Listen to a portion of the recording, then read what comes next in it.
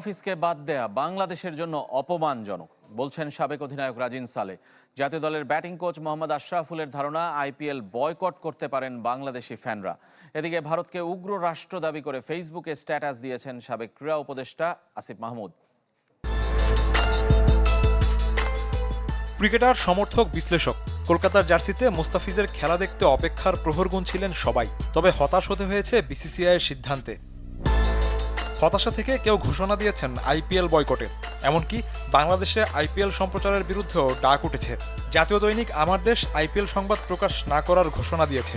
সমর্থকদের মনোভাব বুঝতে পেরেছেন মোহাম্মদ আশরাফুল। এই ধরনের ঘটনা হলে তো অবশ্যই বাংলাদেশের মানুষরা হয়তো বয়কট করতেও পারে। দেশের জন্য যা অপমানজনক বলে মনে করেন খালেদ মাহমুদ ও রাজিন সালে। বিশ্বকাপ নিয়েও দেখছেন নিরাপত্তার শঙ্কা। শুধু মুস্তাফিজের জন্য সিকিউরিটি পারপাস আর অন্যান্য আইপিএলের অন্যান্য প্লেয়ারদের জন্য সিকিউরিটি পারপাস লাগবে না। এটা বাংলাদেশ ক্রিকেটের জন্য অপমানজনক। আমি মনে করি এটা ইনসাল্টিং। যদি মুস্তাফিজকে নিরাপত্তা না দিতে পারে, প্রায় 20টা প্লেয়ারকে কীভাবে নিরাপত্তা দেবে? এটা আমাদের জন্য সত্যি কথা দুঃখজনক এবং আমরা খুব লজ্জিত ব্যাপারটা নিয়ে। ক্রিকেট বোর্ডের হস্তক্ষেপ কামনা করেছেন ফুটবল আর ক্রিকেটের দুই সাবেক অধিনায়ক। আশা করব যে এটা দুই দেশের গভর্নমেন্ট এবং দুই দেশের ক্রিকেট বোর্ড হয়তোবা এই বিষয়টা নিয়ে আলাপ করে ঠিক করে ফেলবে। বিগত সময় কিন্তু এই আইপিএলে খেলেছে। এই বিষয়টা আমার মনে হয় যে আমাদের ক্রিকেট বোর্ডেরও দায়িত্ব রয়েছে।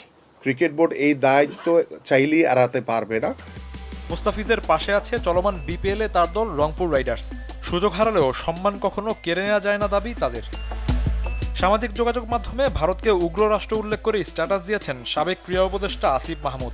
দেশটিতে আন্তর্জাতিক ইভেন্ট আয়োজন না করার পক্ষে আওয়াজ তুলেছেন। শফিউদ্দিন শাওন, চ্যানেল 24।